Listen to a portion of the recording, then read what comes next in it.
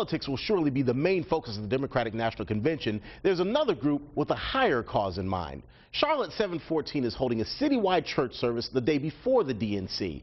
David Benham is one of the event's organizers, and he joins me this morning to talk a bit more about it. Good to see you, my friend. How is everything? We're doing very well. It's very nice to see you. Thanks for having me. I'm glad to have you because this is such an interesting idea.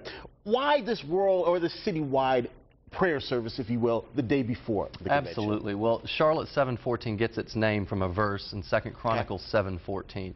That if my people who are called by my name will humble themselves and pray and seek my face and turn from their wicked ways, then will I hear from heaven, I'll forgive their sin and I'll heal their land. The context of that scripture is in national crisis. Okay. And we believe that we're in a national crisis today, morally, financially, all kinds of things that are going on. And the church, unfortunately, at times, we will target the Democrats or we'll target the Republicans. But what we are saying is what God is telling the church is if my people, God's people, will return to Jesus Christ and ask God to forgive us of the sins in the church, the sins in our own homes, then He can hear from heaven and heal our land.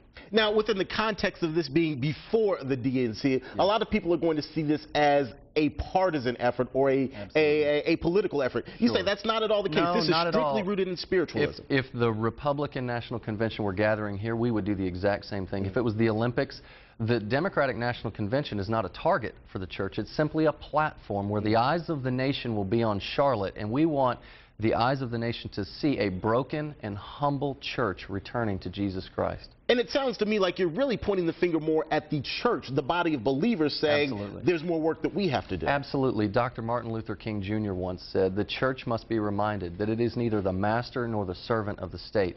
Rather, it is the conscience of the state. Imagine if your conscience goes dark for a week. Right. Imagine if my conscience went dark for a week. And if the conscience is dark in our nation, we can't expect our nation to make the moral decisions that it needs to make.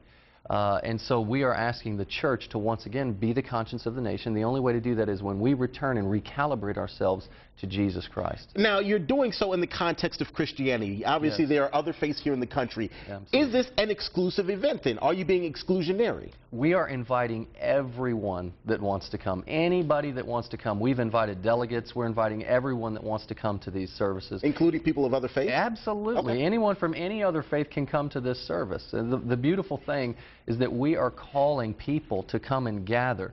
But what we are going to do is we are going to bring the gospel of Jesus Christ right to the heart of our city. And it will be focused around the gospel of Jesus Christ.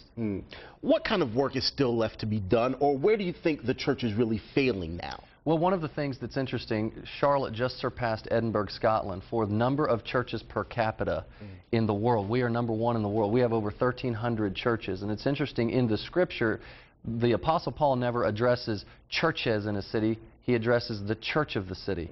That's what we're trying to accomplish. So it's very important for us to gather in unity the night before the DNC. And I guess it's also important to point out that the church isn't necessarily the brick and mortar. It is the people. It is the people. All right. Good to talk to you, my friend. Thank you so much. Thank you for having me. Continued success.